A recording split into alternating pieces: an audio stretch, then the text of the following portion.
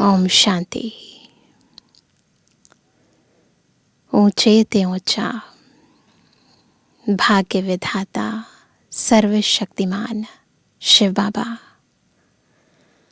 रोज हम बच्चों को ज्ञान रत्नों से भरपूर करने परम धाम से आते हैं।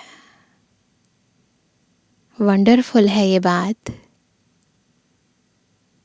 कि वो भगवान जिसे सारी दुनिया याद करती है, जो सृष्टि का रचयिता है, वो हम बच्चों के लिए, जो अपने बाबा को भूल गए, ऐसे बच्चों के लिए रोज आते हैं।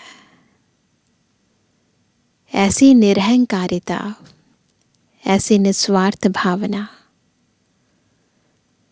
सारी सृष्टि में और सारे कल्प में किसी की नहीं है। और आकर बाबा हमारी भी ऐसी तकदीर जगाते हैं जिस तकदीर को 2500 वर्ष तक, 2 युगों तक कोई लकीर नहीं लगा सकता।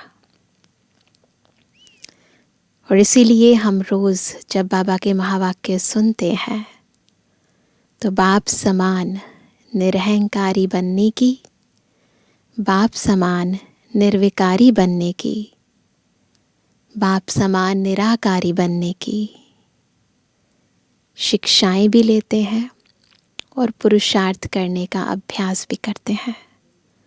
आज की मुरली भी हमारे भाग्य को उदय करने का रास्ता बता रही है, हमें निरहंकारी बना रही है। सुनते हैं बाबा के मधुर महावाक्य। आज है 23 मार्च 2024। बाबा के महावाक्य हैं, मीठे बच्चे, जिसे बाप और दादा दोनों ही निरहंकारी हैं, निष्काम सेवा करते, अपने लिए कोई लोभ नहीं है, ऐसे तुम बच्चे भी बाप समान बनो। तो बाबा की ये जो क्वालिटीज़ हैं, 2 मुख्य क्वालिटीज़, एक निरहंकारिता, दूसरी निष्काम भावना। तो अगर हम इन दोनों को, जो हमारे बाप और दादा दोनों में है, शिव बाबा में भी है, ब्रह्मा माँ में भी है, तो बच्चों में होना स्वाभाविक होना चाहिए। परंतु हम बच्चा नहीं समझते हैं, कम समझते हैं, इसीलिए धारण नहीं कर पाते हैं। तो इसीलिए बाबा बार बार कहते हैं हमें भी बाप समान बनना है। प्रश्न है, गरीब निवाज बाप गरीब बच्चों की तकदीर किस आधार पर ऊंच बनाते हैं? चाहते हैं ना तकदीर ऊंची बन जाए? क्या क्या करते हैं दुनिया के अंदर ना, भाग्य की लकीर अच्छी बन जाए, मेरा भाग्य अच्छा हो जाए, भविष्य अच्छा हो जाए, बहुत कुछ करते हैं। कितनी मेहनत करते हैं, कितना पैसा खर्च करते हैं, कितना बुद्धि लगाते हैं, परंतु बाबा सहज तरीका बताते हैं। उत्तर है, बाबा कहते, बच्चे घर में रहते, सब कुछ संभालते, सदा बुद्धि में, सदा बुद्धि से यही समझो कि यह सब कुछ बाबा का है। ट्रस्टी होकर रहो तो तकदीर ऊंची बन जाएगी। इसमें बहुत सच्चाई चाहिए। कहते हैं ना, ये बाबा का है, मैं भी बाबा का हूँ, है ना, बाबा का ही तो है।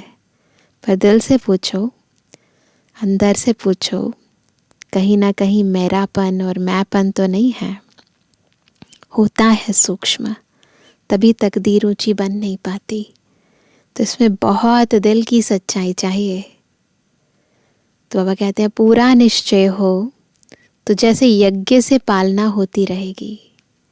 अगर सच में निश्चय बुद्धि होकर सच्चाई सफाई से बाबा को अर्पित करते हैं तो बाबा बंधा हुआ है पालना करने के लिए।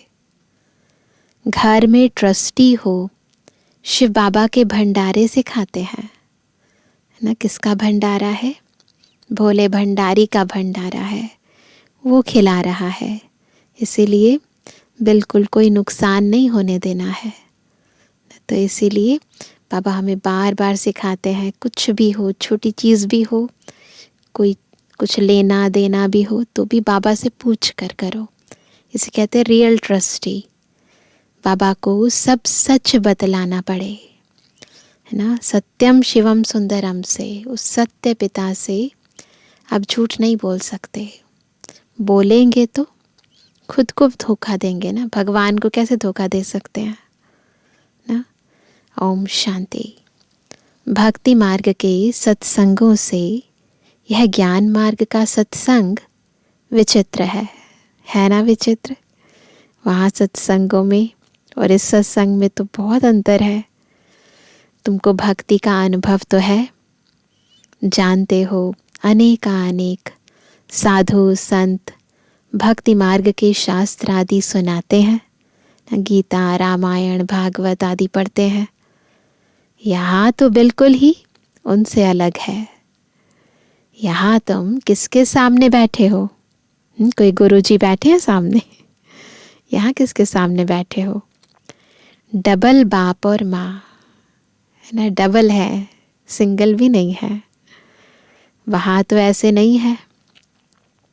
तुम जानते हो यहाँ बेहद का बाप भी है, मम्मा भी है, छोटी मम्मा भी है ना। बेहद का बाप शिव बाबा, फिर माँ ब्रह्मा माँ, फिर छोटी मम्मा, मम्मा भी है ना, साकार मुरली है ना। तो इसीलिए इतने सब संबंध हो जाते हैं। वहाँ तो ऐसा कोई संबंध नहीं। सत्संगों में कोई ऐसा संबंध थोड़ी ना होता है ना। कोई वह फॉलोअर्स ही हैं। कहते हैं भले कि हम फॉलोअर्स हैं, शिष्य हैं, परंतु फॉलोअर्स हैं नहीं, क्योंकि फॉलो थोड़ी ना करते हैं। वो तो है निवृत्ति मार्ग, उनका धर्म ही अलग है, तुम्हारा धर्म ही अलग है। रात दिन का फर्क है, बिल्कुल कंट्रास्ट है। यह भी तुम जानते हो, लौकिक बाप से अल्पकाल क्षणभंगुर सुख एक जन्म के लिए मिलेगा, फिर नया बाप नई बात।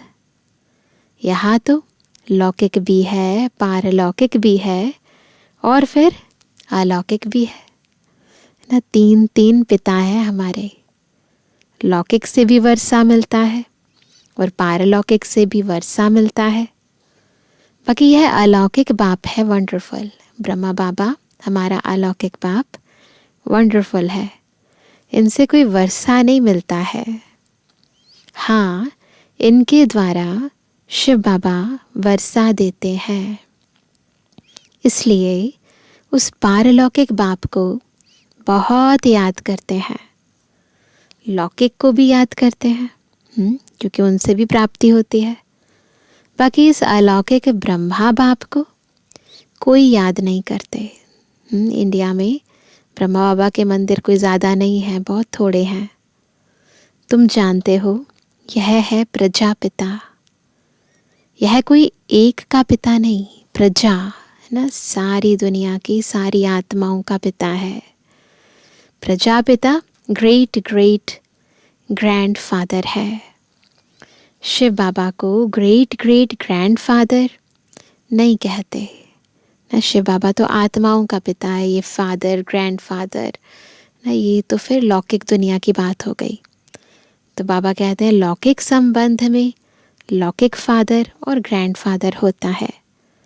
यह है ग्रेट ग्रेट ग्रैंड फादर सारी मनुष्य सृष्टि का, है ना। ये पर दादा, है ना।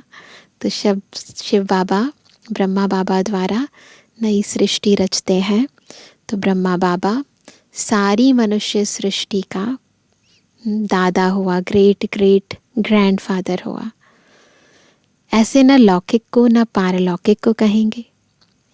अब ऐसे ग्रेट ग्रेट ग्रैंड फादर से फिर वर्षा मिलता नहीं। ये सब बातें बाप बैठ समझाते हैं। भक्ति मार्ग की तो बात ही न्यारी है। वहाँ कोई समझ की बात नहीं होती, वहाँ तो बस सुनते रहते हैं। ड्रामा में वह भी पार्ट है जो फिर चलता रहेगा। तो इसलिए वो भी ठीक है। बाप बतलाते हैं तुमने कैसे 84 जन्म लिए हैं। 84 लाख नहीं जैसे शास्त्रों में दिखाया है, तो 84 जन्म लिए हैं, 84 लाख नहीं। बाप आकर अभी सारी दुनिया और हमको राइटियस बनाते हैं। इस समय धर्मात्मा कोई बनता नहीं, पुण्य आत्माओं की दुनिया ही दूसरी है। जहाँ पाप आत्माएं रहती हैं वहाँ पुण्य आत्माएं नहीं रहती। यहाँ पाप आत्माओं को ही दान पुण्य करती हैं। सब आत्माएं ही पाप करती हैं ना, क्योंकि सभी बॉडी कॉन्शियसनेस में है, सभी विकार से उत्पन्न हुए हैं। तो किसी को देते भी हैं तो वो भी पाप आत्मा है और देने वाली भी पाप आत्मा है। माने ना माने, परंतु सत्यता तो यही है कि सभी का जन्म विकारों से हुआ है और सभी देहभान में है, तो यही पाप है। तो बाबा कहते हैं कि पुण्य आत्माओं की दुनिया में दान पुण्य आदि करने की दरकार ही नहीं रहती है। सतयुग में सब पुण्य आत्माएं हैं, है ना। वहाँ पर किसी को कुछ देने की ज़रूरत नहीं, सब भरपूर है, संपन्न है, क्योंकि प्योर है ना। पवित्रता ही सुख शांति की जननी है, उसी से संपन्नता आती है, उसी से प्राप्ति होती है। अब कोई पवित्रता नहीं है, इसीलिए आत्माएं, है ना, अंदर बाहर दोनों से खाली हैं। वहाँ यह ज्ञान रहता नहीं कि हमने संगम पर 21 जन्मों का वर्षा लिया है। नहीं, यह ज्ञान यहाँ बेहद के बाप से तुमको ही मिलता है, जिससे 21 जन्मों के लिए सदा सुख, हेल्थ, वेल्थ सब मिल जाता है। वहाँ तुम्हारी आयु बड़ी होती है, नाम ही है अमरपुरी। कहते हैं शंकर ने पार्वती को कथा सुनाई। सूक्ष्म वतन में तो यह बातें होती नहीं, क्योंकि शंकर तो सूक्ष्म वतन में है ना, साकार दुनिया में नहीं है। तो वहाँ पर कौन किसको कथा सुनाएगा। सो भी अमर कथा एक को थोड़ी सुनाई जाती है। यह है भक्ति मार्ग की बातें। तो कथाएं बना दिया अलग अलग तरीके से, जिस पर अभी तक खड़े हैं। सबसे बड़ा गपोड़ा है ईश्वर को सर्वव्यापी कहना। यह डिफेम करते हैं भगवान को, कंकड़ में, पत्थर में, है ना, मछली में, मगरमच्छ में, कछुए में, सब में डाल देते हैं, तो डिफेम करते हैं ना। बेहद का बाप जो तुमको विश्व का मालिक बनाते हैं, उनके लिए कहते हैं सर्वव्यापी है, ठिक्कर भीतर में, कण कण में है, अपने से भी जास्ती ग्लानि कर दी है। खुद को तो फिर भी कहते हैं हम नीच हैं, पापी हैं, परंतु भगवान को तो कुत्ता, बिल्ली, मगरमच्छ, मछली सब कह देते हैं, कंकड़ पत्थर सब। मैं तुम्हारी कितनी निष्काम सेवा करता हूँ। मुझे कुछ भी लोभ नहीं है कि पहला नंबर बनूं। शिव बाबा को तो कोई लोभ नहीं है, ब्रह्मा बाबा तो फिर भी नंबर 1 बनना चाहते हैं और बनते भी हैं, पुरुषार्थ भी करते हैं। लेकिन शिव बाबा को तो ये भी लोभ नहीं है कि मैं पहला नंबर बनूं। नहीं, औरों को बनाने का रहता है। इसको कहा जाता है निष्काम सेवा। ऐसी सेवा जिसमें कोई कामना नहीं है उन्हें। तुम बच्चों को नमस्ते करते हैं। देखो, बड़े ते बड़ा बाबा हमें नमस्ते करते हैं, रोज़ करते हैं ना, है ना। मीठे मीठे से खिलते बच्चों प्रति, है ना, नमस्ते करते हैं रोज़। बाबा कितना निराकार, निरहंकारी है, कोई अहंकार नहीं। कपड़े आदि भी वही है, न शिव बाबा को अहंकार है, न ब्रह्म बाबा को अहंकार है। तो हम बच्चों को होना चाहिए क्या। तो बाबा खुद करके बताते हैं ना, इसलिए थोड़ा ना सुना रहे अपनी बड़ाई के लिए। हम भी ऐसे बने इसलिए बाबा हमें बता रहे हैं। कुछ भी बदला नहीं है, नहीं तो वह लोग सारी ड्रेस बदली करते हैं। जो लोग सन्यास धारण करते हैं पूरी ड्रेस बदल कर लेते हैं, सर भी मुंडवा लेते हैं, बिल्कुल बदल जाता है हाव भाव। इनकी ड्रेस वही साधारण है, ऑफिसर्स की ड्रेस भी बदलाते हैं। इनकी तो वही साधारण पहरवाइश है, कोई फर्क नहीं। बाप भी कहते हैं मैं साधारण तन लेता हूँ, वह भी कौन सा, जो खुद ही अपने जन्मों को नहीं जानता कि हम कितने पुनर्जन्म लेते हैं। वह तो 84 लाख कह देते हैं, सुनी सुनाई बातें हैं, देखी थोड़ी ना है किसी ने। इससे फ़ायदा कुछ नहीं। डराते हैं, ऐसा काम किया तो गधा कुत्ता आदि बनेंगे, गाय का पूंछ पकड़ने से तर जाएंगे। ऐसे शास्त्रों में लिखा हुआ है कि पूंछ पकड़कर हम तर जाएंगे आपकी। अब गायें कहाँ से आई?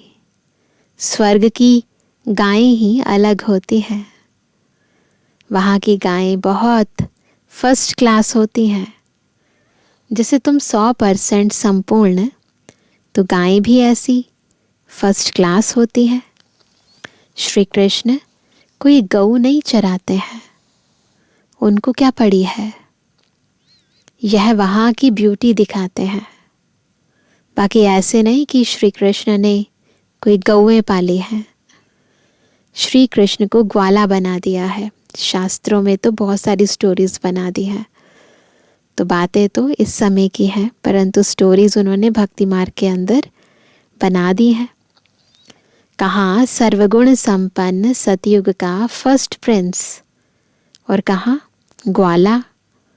कुछ भी समझते नहीं हैं, क्योंकि देवता धर्म तो अब है नहीं, तो समझते नहीं हैं। इसलिए यह एक ही धर्म है जो प्राय लोप हो जाता है। यह बातें कोई शास्त्रों में नहीं है। बाप कहते हैं यह ज्ञान मैं तुम बच्चों को देता हूँ, विश्व का मालिक बनाने के लिए। मालिक बन गए, फिर ज्ञान की दरकार नहीं। ज्ञान हमेशा अज्ञानियों को दिया जाता है। गायन है ज्ञान सूर्य प्रगटा, अज्ञान अंधेर विनाश। इस समय जब आत्माओं को ज्ञान नहीं है कि वो कौन है, पिता कौन है, ड्रामा क्या है, तो इस समय बाबा आते हैं। जब हम इस ज्ञान का स्वरूप बन जाते हैं, तब ज्ञान की दरकार नहीं रहती है। तो अभी अज्ञान अंधेरा है, तो ज्ञान सूर्य प्रकट हुए हैं। अभी बच्चे जानते हैं सारी दुनिया अंधियारे में है। कौन सा अंधियारा है? रोज रात वाला अंधियारा नहीं है। अज्ञानता का अंधियारा, विकारों का अंधियारा है। कितने ढेर सत्संग हैं। यह कोई भक्ति मार्ग नहीं है, यह है सदगति मार्ग। एक बाप ही सदगति करता है। तुमने भक्ति मार्ग में पुकारा है कि आप आएंगे तो हम आपके ही बनेंगे, आप बगैर दूसरा ना कोई, क्योंकि आप ही ज्ञान का सागर, सुख का सागर, पवित्रता का सागर, संपत्ति का सागर हो। सर्व प्राप्तियों का स्रोत केवल एक शिव बाबा है। इसलिए हमने बाबा को वायदा भी किया और अभी भी कहते हैं कि बस बाबा आप बगैर दूसरा ना कोई। तो बाबा कहते हैं संपत्ति भी देते हैं ना, कितना माला माल कर देते हैं, आत्मा को कितना भरपूर कर देते हैं। तुम जानते हो हम शिव बाबा से 21 जन्मों के लिए झोली भरने आए हैं। कौन सी झोली है ना, दुनिया में कहते हैं ना भर दो झोली, बुद्धि की झोली भरने आए हैं ज्ञान रत्नों से। अर्थात नर से नारायण बनते हैं। तो सारा मदार इस ज्ञान पर ही है। ज्ञान के आधार से आत्मा नर से नारायण बन जाती है।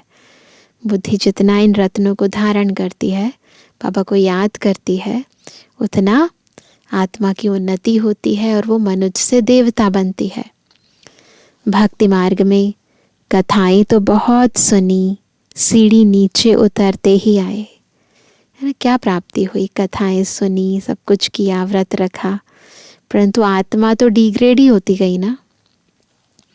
चढ़ती कला कोई की हो ना सके, कल्प की आयु भी कितनी लंबी चौड़ी कर देते हैं ना। हर एक युग की आयु इतने इतने वर्ष बता देते हैं। ड्रामा के ड्यूरेशन को लाखों वर्ष कह देते हैं। अब तुमको पता पड़ा है कल्प है ही 5000 वर्ष का। अब पता पड़ा है ना, पहले तो वही मानते थे जो शास्त्रों में लिखा है। मैक्सिमम है 84 जन्म और मिनिमम है 1 जन्म। पीछे आते रहते हैं। निराकारी झाड़ है ना, ऊपर निराकारी झाड़ है परम धाम में, और वहाँ से आत्माएं फिर धीरे धीरे आती रहती हैं। फिर नंबरवार आते हैं पाठ बजाने। असल में तो हम निराकारी झाड़ के हैं, वास्तव में तो हम ऊपर निराकारी झाड़ के हैं ना, उस पेड़ के, उस मनुष्य सृष्टि रूपी कल्प वृक्ष तो नीचे है, परंतु हम आत्माओं का वो जो उल्टा कल्प वृक्ष है वो ऊपर है। तो हम निराकारी झाड़ के हैं। फिर वहाँ से यहाँ आते हैं पाठ बजाने। वहाँ सब ऊपर परम धाम में सब पवित्र रहते हैं, परंतु पाठ सबका अलग अलग है। यह बुद्धि में रखो। भले हम सभी वहाँ प्योर रहते हैं परम धाम में, आत्माएं प्योर ही हैं, परंतु जब इस सृष्टि पर आते हैं तो सभी का पाठ अलग अलग होता है, क्योंकि प्योरिटी का लेवल जो है ना, किस तरीके से आप प्योर बने उसके आधार पर प्योरिटी का लेवल अप और डाउन होता रहता है। बाकी हैं सारे प्योर। झाड़ भी बुद्धि में रखो। सतयुग से कलयुग अंत तक ये बाप ही बताते हैं, यह कोई मनुष्य नहीं बताते। सारा सृष्टि चक्र है ना, इस चक्र के अंदर आए हम सभी आत्माएं, लेकिन इस चक्र का सारा राज आते हुए भी हम भूल गए। लेकिन हमारा बाबा जो चक्र में आते नहीं हैं उनको सारे राज पता है। तो यह कोई मनुष्य नहीं बताते। कैसे बताएंगे? पता ही नहीं है किसी को ना, दादा नहीं बताते। एक ही सतगुरु है जो सर्व की सदगति करते हैं, है ना। कोई मनुष्य आत्मा नहीं बताती, ब्रह्मा बाबा भी नहीं बताते, परंतु एक शिव बाबा है गति सदगति दाता, जो हमें ये सारा राज बताते हैं। बाकी तो सब गुरु है। एक शिव बाबा है सतगुरु, भक्ति मार्ग के, वो भक्ति मार्ग के गुरु हैं। कितने कर्म कांड करते हैं वो, ये सब करते हैं कर्म कांड, पूजा पाठ, अर्चना। भक्ति मार्ग का शो कितना है, दिखावा बहुत है ना भक्ति में। यह रुन्य का पानी अर्थात मृग तृष्णा है, बस करते जाओ, मिलता नहीं है और ही भागते जाते हैं। इसमें ऐसे फंसे हैं जो कोई निकालने जाते हैं तो खुद ही फंस जाते हैं ना। ऐसा जाल है ये मायावी जाल, जाते हैं किसी और को निकालने और खुद ही फंस जाते हैं। ये भी ड्रामा की नोंद है ना, कोई नई बात नहीं है। तुम्हारा सेकंड जो पास होता है सारा ड्रामा बना हुआ है, तुम जानते हो। अब हम बेहद के बाप से राजयोग सीख नर से नारायण विश्व का मालिक बनते हैं। तुम बच्चों को यह नशा रहना चाहिए। क्या बनते हैं? विश्व का मालिक बनते हैं, नर से नारायण बनते हैं। बेहद का बाप 5-5 हजार वर्ष के बाद भारत में ही आते हैं। वंडरफुल है हमारा बाबा। 5000 वर्ष के बाद, हर 5000 ईयर्स के बाद भारत में ही आते हैं और किसी कंट्री में नहीं आते हैं। वह शांति का सागर, सुख का सागर है। यह महिमा पारलौकिक बाप की ही है। तुम जानते हो यह महिमा बिल्कुल ठीक है। करते हैं, हम भी करते हैं और भक्ति मार्ग वाले भी करते हैं, परंतु ये हम जानते हैं कि ये महिमा ठीक है, क्योंकि हम अनुभव करते हैं कि किस तरह बाबा हमें शांति देते हैं, पवित्रता देते हैं, सुख देते हैं, इसलिए ये हम जानते हैं। तो बाबा कहते हैं यह महिमा पारलौकिक बाप की ही है, तुम जानते हो यह महिमा बिल्कुल ठीक है। सब कुछ एक से मिलता है, वही दुख हरता सुख करता है जिसके सामने तुम बैठे हो। वंडरफुल है ना ये बात कि जिसको हमने पुकारा, जिसको दुख हरता सुख करता कहा, जिसको पतित पावन कहा, उससे हम सम्मुख सुनेंगे ऐसा तो हम कभी ख्वाब ख्याल में भी नहीं कर सकते थे, और बाबा से हम सुन रहे हैं आज, है ना। तुम अपने सेंटर पर बैठे होंगे तो कहाँ योग लगाएंगे? बुद्धि में आएगा शिव बाबा मधुबन में है, साकार मुरली है ना, तो मुरली उच्चारित की शिव बाबा ने मधुबन में ब्रह्मा के तन द्वारा।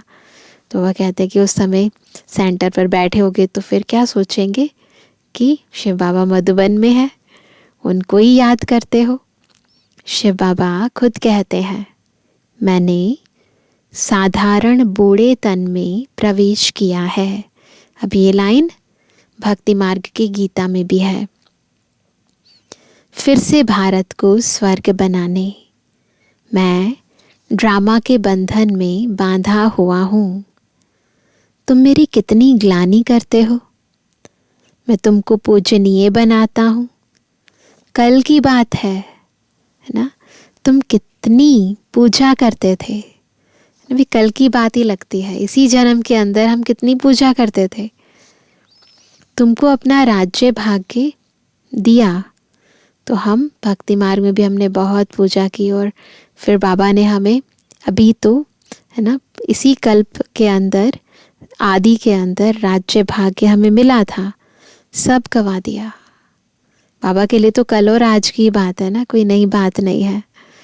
तो वो कहते सब गवा दिया, अब फिर तुमको विश्व का मालिक बनाता हूँ। दोबारा बना रहे हैं, कब किसकी बुद्धि में नहीं बैठेगा।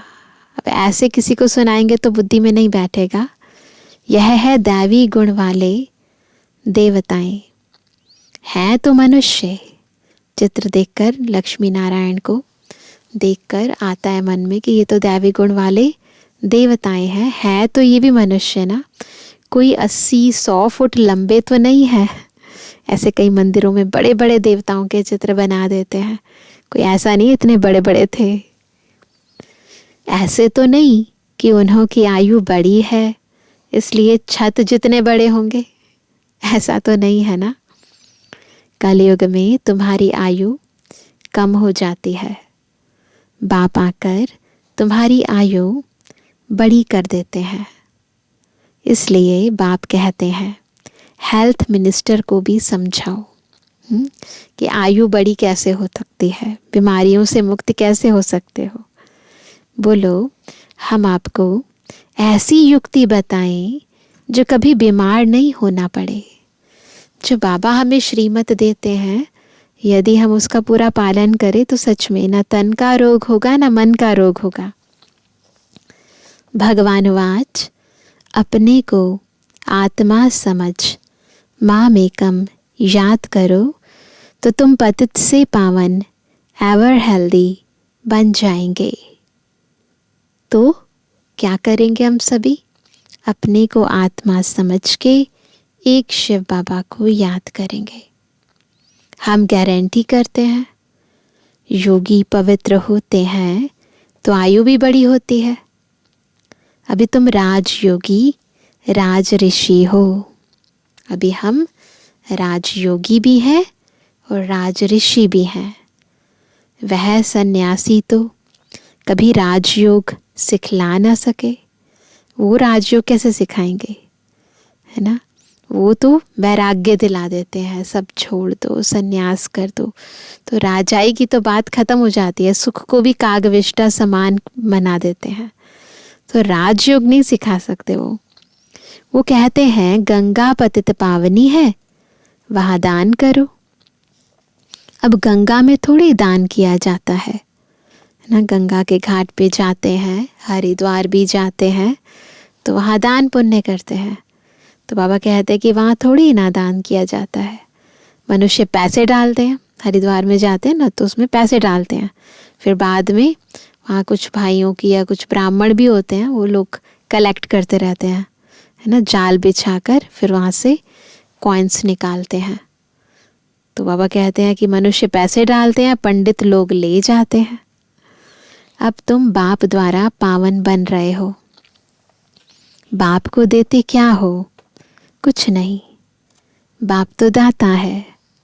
तुम भक्ति मार्ग में ईश्वर अर्थ गरीबों को देते हो। पहले हम भक्ति मार्ग में क्या करते थे? भगवान के नाम पर गरीबों को देते थे, है ना।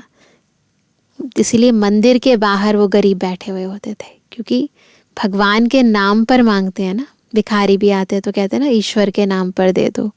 किसी भी देवी देवता का चित्र या फोटो लेकर घूमते हैं, तो भगवान के नाम पर हम भी देते हैं, है ना, और वो भी भगवान के नाम पर ही मांगते हैं हमसे। तो गोया पतितों को देते थे, पर देते तो पतितों को ही थे ना। तुम भी पतित, लेने वाले भी पतित। अब तुम पावन बनते हो। वो पतित पतित को दान करते हैं। कुमारी जो पहले पवित्र है उसे भी दान देते हैं। माथा टेकते हैं, खिलाते हैं, दक्षिणा भी देते हैं। कन्यादान करते हैं ना जब शादी होती है तो पहले लेकिन कुमारी होती है। जब कुमारी होती है तो उसके आगे माथा टेकते हैं, और फिर जब कन्यादान कर देते हैं, वो पतित बन जाती है तो वो माथा टेकती है। शादी के बाद बर्बादी हो जाती है। ड्रामा में नोंद है, फिर भी ऐसा रिपीट होगा। भक्ति मार्ग का भी पाठ हुआ, सतयुग का भी समाचार बाप बताते हैं। अब तुम बच्चों को समझ मिली है, पहले बेसमझ थे। शास्त्रों में तो है भक्ति मार्ग की बातें, उनसे मेरे को कोई पाते नहीं।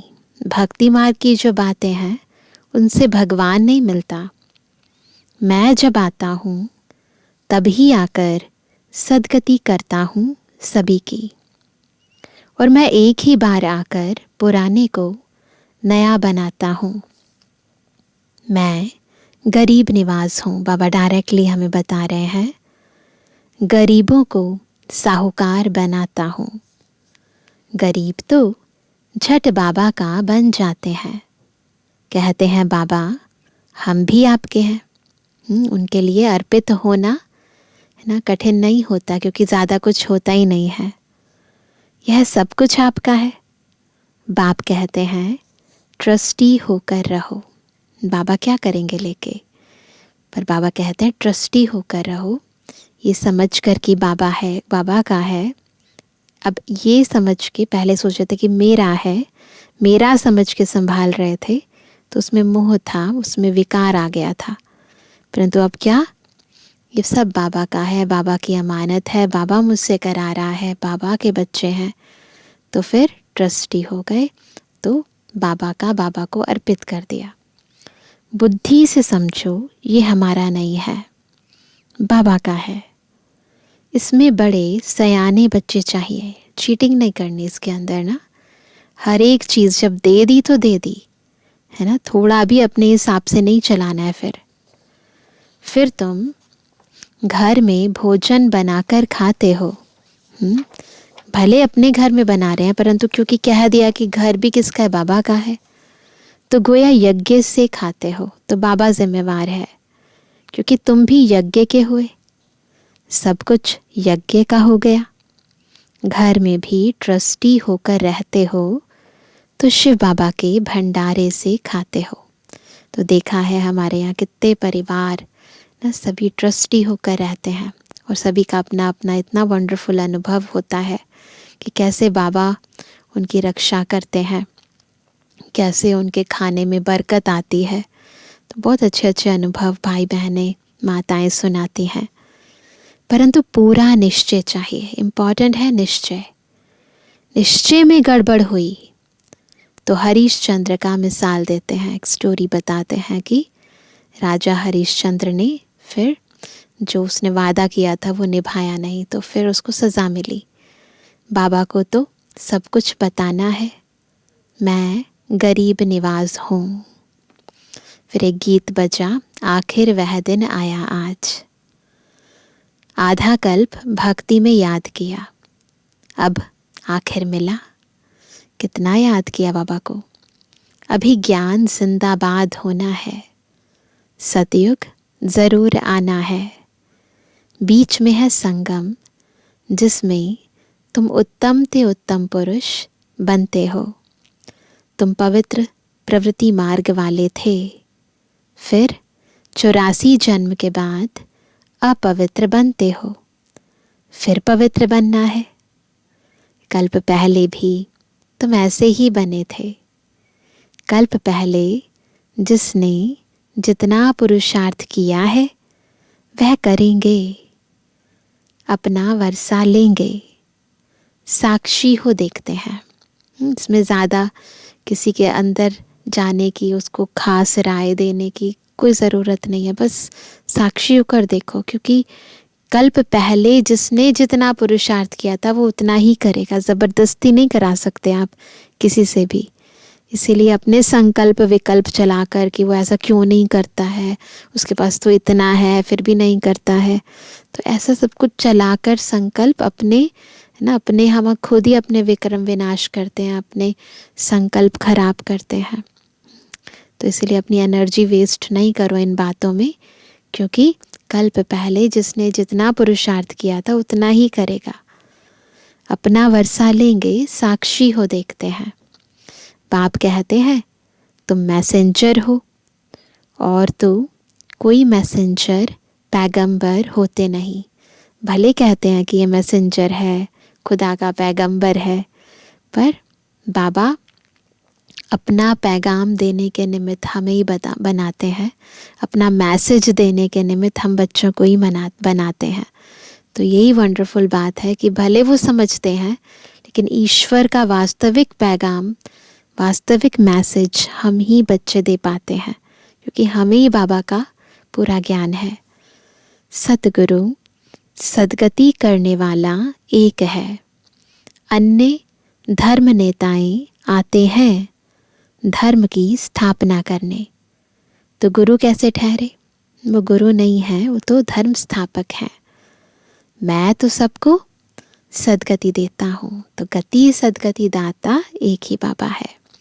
अच्छा मीठे मीठे के जवानी बच्चों पे जुबानी बाप दादा का दिल जान से को प्रेम से नंबरवार प्रसाद अनुसार याद कर। रूहानी बच्चों की, रूहानी बाप दादा को गुड मॉर्निंग, नमस्ते नमस्ते नमस्ते। धारणा के लिए मुख्य सार पहला, सदा इसी नशे में रहना है कि शांति, सुख, संपत्ति का सागर बाप हमें मिला है। हमें सब कुछ एक से मिलता है। ऐसे बाप के हम सम्मुख बैठे हैं, वह हमें पढ़ा रहे हैं। दूसरा, अपना अहंकार छोड़ बाप समान निष्काम सेवा करनी है। निरहंकारी होकर रहना है। मैसेंजर पैगंबर बन सबको पैगाम देना है। आज का वरदान है, सर्व पदार्थों की आसक्तियों से न्यारे अनासक्त प्रकृति जीत भावा। कैसे बनेंगे अनासक्त और प्रकृति जीत? जब सर्व पदार्थों की आसक्तियों से न्यारे बनेंगे। किसी चीज़ के अंदर कोई आसक्ति नहीं होनी चाहिए, ये चाहिए वो चाहिए ऐसा होना चाहिए नहीं। अगर कोई भी पदार्थ कर्म इंद्रियों को विचलित करता है, उसे देखकर खाने का मन करता है, लेने का मन करता है, अर्थात आसक्ति का भाव उत्पन्न होता है, तो भी न्यारे नहीं बन सकेंगे। इच्छाएं ही आसक्तियों का रूप है। कहीं कहते हैं इच्छा नहीं है लेकिन अच्छा लगता है, तो यह भी सूक्ष्म आसक्ति है। इसकी महीन रूप से चेकिंग करो कि यह पदार्थ अर्थात अल्पकाल सुख के साधन आकर्षित तो नहीं करते हैं। अपनी चेकिंग खुद करो कि ये मुझे अट्रैक्ट तो नहीं करते हैं। यह पदार्थ प्रकृति के साधन है। जब इनसे अनासक्त अर्थात न्यारे बनेंगे, है तो ये भी प्रकृति ना, 5 एलिमेंट्स की दुनिया में सब चीज़ें पंच तत्वों की बनी है। तो जब इनसे अनासक्त बनेंगे अर्थात न्यारे बनेंगे, तब प्रकृति जीत बनेंगे। स्लोगन है, मेरे मेरे के झमेलों को छोड़। बहुत बड़ा झमेला है ना, मेरेपन का जाल ना, मेरी बुद्धि, मेरी राय है ना, मेरी सोच है ना, तो बहुत सूक्ष्म है ये मेरापन। तो इस झमेले को छोड़ बेहद में रहो, तब कहेंगे विश्व कल्याणकारी। विश्व का कल्याण तब तक नहीं कर सकेंगे जब तक हदों से बाहर नहीं निकलेंगे। तो इसीलिए विश्व का कल्याण करने के लिए इस मेरेपन के मैलेपन को छोड़ना पड़ेगा। तो आज के दिन भी चेक करेंगे कितना गहरा मेरापन है। सुबह से लेकर शाम तक किन किन चीज़ों को हम मेरा समझ के काम में लाते हैं। तो जो कुछ भी मेरा है उसे तेरा कर दें ना। ये सारी सूक्ष्म आसक्तियाँ जो हैं, इन आसक्तियों के कारण ही माया आ सकती है। इसलिए कुछ भी मेरा नहीं, सब कुछ तेरा करेंगे। बुद्धि को हल्का रखेंगे, मन को शांत रखेंगे और तब विश्व कल्याण की मनसा सेवा कर सकेंगे। तो सारा दिन इस मेरेपन के झमेले को छोड़ने का पूरा पूरा अभ्यास करेंगे, चेकिंग करेंगे, अटेंशन देंगे और चेंज करेंगे। अच्छा, ओम शांति।